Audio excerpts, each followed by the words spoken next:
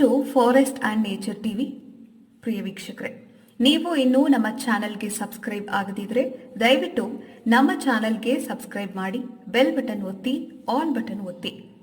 ಕನ್ನಡದಲ್ಲೊಂದು ಅದ್ಭುತ ಪ್ರಾಣಿ ಪಕ್ಷಿ ಪರಿಸರದ ಡಿಸ್ಕವರಿ ಚಾನೆಲ್ನ ಅಪ್ಡೇಟ್ಸ್ಗಳ ನೋಟಿಫಿಕೇಶನ್ಗಳು ನಿಮ್ಮ ಮೊಬೈಲ್ಗೆ ಬರುತ್ತದೆ. ಭಾರತದಲ್ಲಿರುವ ದೇವರ ಕಾಡುಗಳ ಕುರಿತ ಅಧಿಕೃತ ಅಧ್ಯಯನ 1891ರಲ್ಲಿ ಆರಂಭವಾಗಿ ಇಂದಿನವರೆಗೂ ಮುಂದುವರಿದು ಬಂದಿದೆ. ಭಾರತದ ದೇವರ ಕಾಡುಗಳ ಅನನ್ಯತೆಯನ್ನು ಹಾಗೂ ಇಲ್ಲಿನ ನಿಸರ್ಗ ಮತ್ತು ಮನುಷ್ಯರ ನಡುವೆ ಇರುವ ಅವಿನಾಭಾವ ಸಂಬಂಧವನ್ನು ಮೊದಲ ಬಾರಿಗೆ ಗುರುತಿಸಿ ಭಾರತದ ಅರಣ್ಯ ಇಲಾಖೆಗೆ ಭದ್ರ ಬುನಾದಿ ಹಾಕಿದವರು ಡ್ಯಾಟ್ರಿಚ್ ಬ್ರಾಂಡಿಸ್ ಎಂಬ ಜರ್ಮನ್ ವ್ಯಕ್ತಿ. ಇವರು ಭಾರತದ ಪ್ರಥಮ ಇನ್ಸ್ಪೆಕ್ಟರ್ ಜನರಲ್ ಆಫ್ ಫಾರೆಸ್ಟ್ ಹುದ್ದೆಗೇರಿದವರು. 1868ರಲ್ಲಿ ಆಗಿನ ಮೈಸೂರು ಸಂಸ್ಥಾನದಲ್ಲಿದ್ದ ಕೊಡಗು ಪ್ರದೇಶದ ಅರಣ್ಯಗಳು, ತಮಿಳುನಾಡು, ಆಂಧ್ರ ಪ್ರದೇಶ ಮತ್ತು ಒರಿಸ್ಸಾ ಅರಣ್ಯ ಪ್ರದೇಶಗಳಲ್ಲಿ ಸಂಚರಿಸಿ ಅಲ್ಲಿನ ಜನರ ಸಂಸ್ಕೃತಿಯನ್ನು ಆಳವಾಗಿ ಅಧ್ಯಯನ ನಡೆಸಿದ್ದರು.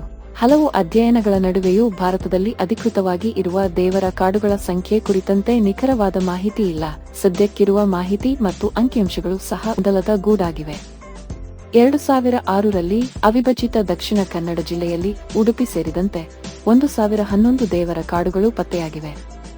ಇನ್ನು ಕೊಡಗು ಮತ್ತು ಉತ್ತರ ಕನ್ನಡ ಜಿಲ್ಲೆಯಲ್ಲಿರುವ ಕಾಡುಗಳನ್ನು ಸೇರಿಸಿದರೆ ಕರ್ನಾಟಕದ ದೇವರ ಕಾಡುಗಳ ಸಂಖ್ಯೆ ಮತ್ತಷ್ಟು ಹೆಚ್ಚಾಗುತ್ತದೆ. ಬೆಳ್ತಂಗಡಿ ತಾಲೂಕಿನ ಗುರುವಾಯನಕೆರೆ ಗ್ರಾಮದ ನಾಗರಿಕ ಟ್ರಸ್ಟ್ 2006ರಲ್ಲಿ ಕೆ. ಪ್ರಭಾಕರ ಆಚಾರ್ಯ ಮತ್ತು ವಿದ್ಯಾ ನಾಯಕ್ ಎಂಬ ತಜ್ಞರ ನೇತೃತ್ವದಲ್ಲಿ ಉಡುಪಿ ಮತ್ತು ದಕ್ಷಿಣ ಕನ್ನಡ ಜಿಲ್ಲೆಯಲ್ಲಿ ನಡೆಸಿದ ಸಮೀಕ್ಷೆಯ ಪ್ರಕಾರ 460 ಭೂತವನಗಳು ಮತ್ತು 651 ನಾಗಬನಗಳು ಪತ್ತೆಯಾಗಿವೆ.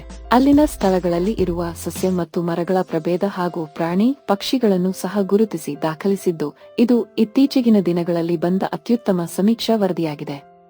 ಕ್ರಿ. ಶೈ 1870ರಲ್ಲಿ ಈಸ್ಟ್ ಇಂಡಿಯಾ ಕಂಪನಿಯ ಪ್ರತಿನಿಧಿಯಾಗಿ ಕರ್ನಾಟಕದಲ್ಲಿ ಪ್ರವಾಸ ಮಾಡಿ ದೇವರ ಕಾಡುಗಳ ಬಗ್ಗೆ ಅಧ್ಯಯನ ನಡೆಸಿರುವ ಬಕನನ್ ಪ್ರತಿಯೊಂದು ಕಾಡುಗಳು ಆಯಾ ಗ್ರಾಮ ದೇವತೆಯ ಆಸ್ತಿ ಎಂಬಂತೆ ಇದ್ದವು ಎಂದು ದಾಖಲಿಸಿದ್ದಾರೆ. ಉತ್ತರ ಕನ್ನಡ ಜಿಲ್ಲೆಯಲ್ಲಿ ಭೂತಪ್ಪನ ಕಾಡು, ಚಕ್ಕಪ್ಪನ ಕಾಡು, ಹುಲಿದೇವರ ಕಾಡು, ಮಾರಿಯಮ್ಮನ ಕಾಡುಗಳು ಸಿದ್ದಾಪುರ ತಾಲೂಕಿನ ವ್ಯಾಪ್ತಿಯಲ್ಲಿ ಇದ್ದವು ಎಂಬುದು ಬುಖನನ್ ವರದಿಯಲ್ಲಿ ದಾಖಲಾಗಿದೆ. ಜೊತೆಗೆ ಇಲ್ಲಿ ವಾಸಿಸುವ ಹವ್ಯಕ ಬ್ರಾಹ್ಮಣರು ಸಹ ಇಂತಹದ್ದೇ ಮಾದರಿಯ 116 ಮೆಣಸಿನ ಕಾಡುಗಳನ್ನು ಪೋಷಿಸಿದ್ದರು ಎಂದು ತಿಳಿಸಿದ್ದಾರೆ. ಕೊಡಗು ಜಿಲ್ಲೆಯಲ್ಲಿ ವಿಶೇಷವಾಗಿ ಮಡಿಕೇರಿ ಮತ್ತು ವಿರಾಜಪೇಟೆ ಸುತ್ತಮುತ್ತಲಿನ ಪ್ರದೇಶದಲ್ಲಿ 214 ದೇವರ ಕಾಡುಗಳಿದ್ದವು ಎಂಬುದು ಬುಖನನ್ ಅಧ್ಯಯನದಲ್ಲಿ ಕಂಡುಬಂದಿದೆ. ಇವುಗಳಲ್ಲಿ ಕೆಲವು ದೇವರ ಕಾಡುಗಳಲ್ಲಿ ದೇವಸ್ಥಾನದ ನಿರ್ಮಾಣಕ್ಕೆ ಮಾತ್ರ ಮರ ಕಡಿಯಲು ಅನುಮತಿ ಇತ್ತು ಎಂದು ತಿಳಿಸಿರುವ ಅವರು, ಮತ್ತೆ ಕೆಲವು ದೇವರ ಕಾಡುಗಳಿಗೆ ಮನುಷ್ಯ ಪ್ರವೇಶ ನಿಷಿದ್ಧವಾಗಿತ್ತು ಎಂದು ದಾಖಲಿಸಿದ್ದಾರೆ. ಅಂತಹ ಕಾಡುಗಳಲ್ಲಿ ಸ್ವರ್ಗಸ್ಥರಾದವರು ವಾಸಿಸುವುದರಿಂದ ಆ ಕಾಡುಗಳಲ್ಲಿ ಜೀವಂತ ಮನುಷ್ಯರ ಹೆಜ್ಜೆ ದಾಖಲಿಸಬಾರದು ಎಂಬುದು ಕೊಡವರ ನಂಬಿಕೆಯಾಗಿತ್ತು ಎಂಬ ಅಂಶ ವರದಿಯಲ್ಲಿದೆ. ಈ ಕಾರಣಕ್ಕಾಗಿ ಬ್ರಿಟಿಷರು ಇಂತಹ ದೇವರ ಕಾಡುಗಳಲ್ಲಿ ಬೇಟೆಯಾಡುತ್ತಿರಲಿಲ್ಲ.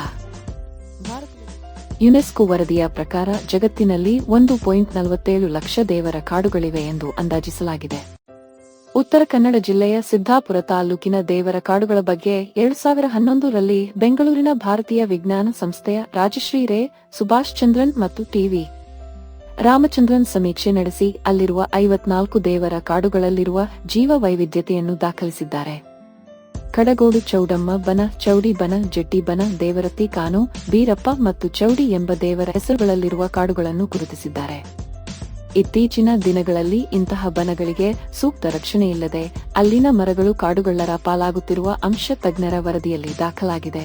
ಕೊಡಗಿನಲ್ಲಿ ಕಳೆದ 2 ದಶಕಗಳಿಂದ ವಿಸ್ತರಣೆಗೊಂಡ ಕಾಫಿ ಪ್ಲಾಂಟೇಶನ್ನಿಂದಾಗಿ 1891ರಲ್ಲಿ 755 ಇದ್ದ ದೇವರ ಕಾಡುಗಳು ಈಗ 346ಕ್ಕೆ ಇಳಿದಿವೆ. ದೇಶದ ವಿವಿಧೆಡೆ ಇರುವ ದೇವರ ಕಾಡುಗಳಲ್ಲಿ ಹಲವನ್ನು ರಾಜ್ಯ ಸರ್ಕಾರಗಳ ಅರಣ್ಯ ಇಲಾಖೆಗಳು ಸಂರಕ್ಷಿಸಿಕೊಂಡು ಬರುತ್ತಿವೆ. ಇನ್ನು ಕೆಲವು ದೇವರ ಕಾಡುಗಳು ದೇವಸ್ಥಾನಗಳ ಸಮಿತಿ, ಗ್ರಾಮ ಸಮಿತಿ ಹಾಗೂ ಕೇರಳ ರಾಜ್ಯದ ಹಲವೆಡೆ ಕೆಲವು ಕುಟುಂಬಗಳ ಮೇಲ್ವಿಚಾರಣೆಯಲ್ಲಿವೆ. ಇವತ್ತಿಗೂ ಈ ದೇಶದಲ್ಲಿ ಅರಣ್ಯ, ಅಪರೂಪದ ಸಸ್ಯ ಪ್ರಭೇದಗಳು, ಪ್ರಾಣಿ ಮತ್ತು ಒಂದಿಷ್ಟು ಪಕ್ಷಿಗಳು ಸುರಕ್ಷಿತವಾಗಿದ್ದರೆ ಅದು ದೇವರ ಕಾಡುಗಳಲ್ಲಿ ಮಾತ್ರ. ನಮ್ಮ ಪೂರ್ವಿಕರ ಜ್ಞಾನಶಿಸ್ತುಗಳಲ್ಲಿ ಭೂಮಿ, ನೀರು, ಪರಿಸರ ಇವೆಲ್ಲವನ್ನೂ ದೈವೀಕರಿಸಿ ಆರಾಧಿಸುವ, ಸಂರಕ್ಷಿಸುವ ಭಾವನೆ ಬೆಳೆದು ಬಂದಿತ್ತು. ವೇದಗಳಲ್ಲಿ ಒಂದಾದ ಅಥರ್ವ ವೇದದಲ್ಲಿ ದುರಾಸೆ ಎಂಬುದು ಜನರ ಓಡಲನ್ನು ಸುಡುವ ಅಗ್ನಿ ಎಂಬ ಸೂಕ್ತಿ ಇದೆ. ಈ ಕಾರಣಕ್ಕಾಗಿಯೇ ನಮ್ಮ ವೇದಗಳು ಮತ್ತು ಪುರಾಣಗಳು ಭೂಮಿ, ಆಕಾಶ, ನೀರು, ವಾಯು, ಅಗ್ನಿ ಇವೆಲ್ಲವುಗಳಿಗೆ ದೈವ ಸ್ವರೂಪ ನೀಡಿವೆ. ಭೂಮಿಯನ್ನು ದೇವತೆ, ನೀರನ್ನು ಗಂಗೆ ಎಂತಲೂ, ಮಳೆಯನ್ನು ವರುಣ, ಗಾಳಿಗೆ ಇಂದ್ರ, ಬೆಂಕಿಗೆ ಅಗ್ನಿ, ಆಕಾಶಕ್ಕೆ ಸೂರ್ಯ, ಚಂದ್ರರೆಂಬ ದೇವತೆಗಳು. ಹೀಗೆ ತಮ್ಮ ಭಾವಕ್ಕೆ ಭಕ್ತಿಗೆ ಅನುಸಾರವಾಗಿ ಪೂಜಿಸುತ್ತಾ ಬಂದ ಕಾರಣ ನಿಸರ್ಗದ ಮೇಲೆ ಒಂದಿಷ್ಟು ಅಭಿಮಾನ ಮತ್ತು ಕಾಳಜಿಗಳಿದ್ದವು. ಇಂತಹ ಸಂಸ್ಕಾರಗಳು ಭಾರತದುದ್ದಕ್ಕೂ ಪ್ರಾದೇಶಿಕ ಆಚರಣೆಗೆ ತಕ್ಕಂತೆ ಬಳಕೆಯಲ್ಲಿದ್ದ ಕಾರಣದಿಂದಾಗಿ ಭಾರತದ ಪಶ್ಚಿಮ ಮತ್ತು ಈಶಾನ್ಯ ಭಾರತದ ಘಟ್ಟದ ಪ್ರದೇಶಗಳ ಅರಣ್ಯದಲ್ಲಿ ಅತಿ ಹೆಚ್ಚು ಇಂತಹ ದೇವರ ಕಾಡುಗಳಿವೆ. ಯುನೆಸ್ಕೋ ವರದಿ